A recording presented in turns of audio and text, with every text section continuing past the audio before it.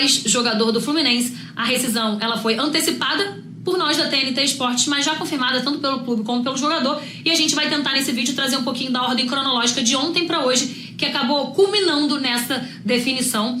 A relação do Mano com o Marcelo ela já não vinha boa há muito tempo, é importante destacar esse ponto, mas certamente a gota d'água foi nessa sexta-feira, na reta final da partida contra o Grêmio, quando aos 49 minutos do segundo tempo o Mano chama o Marcelo para entrar na partida, abraça o jogador para passar algumas informações e o Marcelo diz para ele que não precisa abraçá-lo para tentar fazer média com o torcedor e fingir que gostava dele. Essas informações elas foram antecipadas pelo Trivela e confirmadas com algumas fontes da TNT Esportes. O Mano ordena que o Marcelo volte imediatamente para o banco de reservas, troca a substituição e coloca o JK. Depois da partida, obviamente, no vestiário o clima era muito tenso, e não só pelo resultado, o 2-2 sofrido na reta final, como pelo desentendimento do treinador com um jogador tão importante pro grupo, né, como é o Marcelo. E o Mano falou para todo o grupo que a situação já estava insustentável, que haviam muitas reclamações do Marcelo e que não dava para continuar do jeito que estava. Só que nesse momento o Marcelo não estava no vestiário porque ele foi sorteado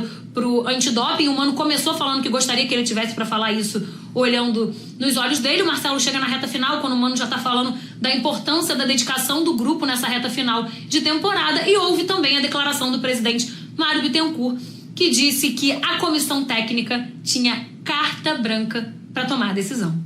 E foi o que aconteceu, porque o Mano disse para a diretoria depois, numa reunião entre a comissão e a diretoria, que não trabalharia mais com o Marcelo, e ouviu de volta que ele tinha o comando do time nas mãos.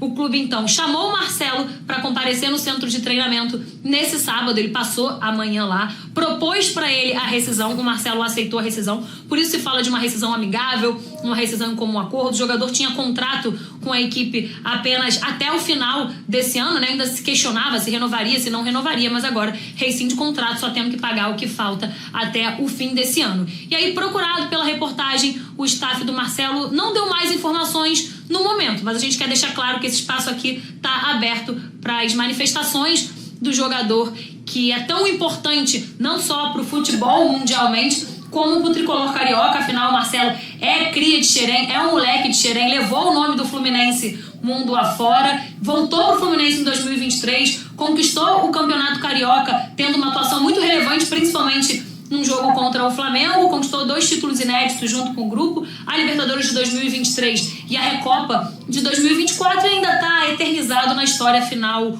O estádio, o centro de treinamento de base, o estádio do centro de treinamento de base do tricolor carioca hoje tem o nome dele e se chama Estádio Marcelo Vieira. E agora, gente? O que nós vamos falar disso aí? É muito difícil falar sobre um bom jogador como o Marcelo, né? É muito difícil escutar as pessoas atacando de todas as formas, diretoria, presidente, clube, jornalistas, youtubers, atacarem o Marcelo e aí não ter argumentos para defendê-lo. Eu confesso a vocês que eu gostaria muito que... eu gostaria muito de encontrar argumentos que justificassem essas atitudes do Marcelo. Gostaria muito de dizer que o Mano está errado, que o Fluminense cometeu algum equívoco com o jogador, porque eu sou muito fã dele, né? Agora, infelizmente ele não se pronuncia nas redes sociais, não se pronuncia para a imprensa, não se pronuncia nunca. Difícil. A única coisa que a gente viu de posicionamento dele foi uma mensagem no Instagram dizendo que um dia a verdade vai aparecer. Não sei, parece que ele está se escondendo, mas assim, é muito duro falar dele.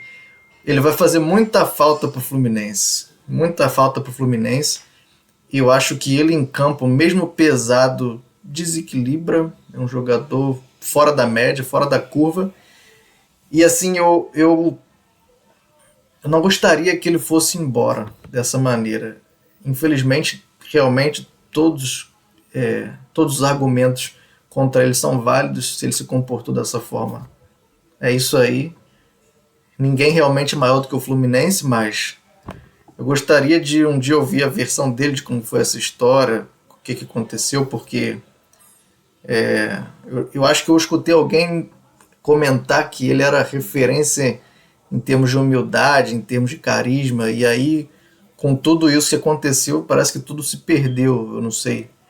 Sei que é muito duro falar dele, porque ele, mesmo fora de forma, dentro de campo, ele faz muita diferença, faz muita falta.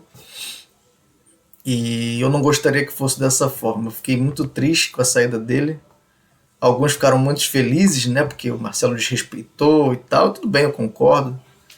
Eu não tenho a versão dele, mas se só tem a versão do Mano e do Fluminense e não tem a dele, tem que fechar com alguém, então a gente tem que, né? E que seja feito o melhor para o Fluminense. E, infelizmente, o melhor para o Fluminense é isso. É ele sair. Eu não gostaria, mas essa é a verdade. Fazer o quê? É o que tem para hoje. Tu vacilou, hein? Valeu.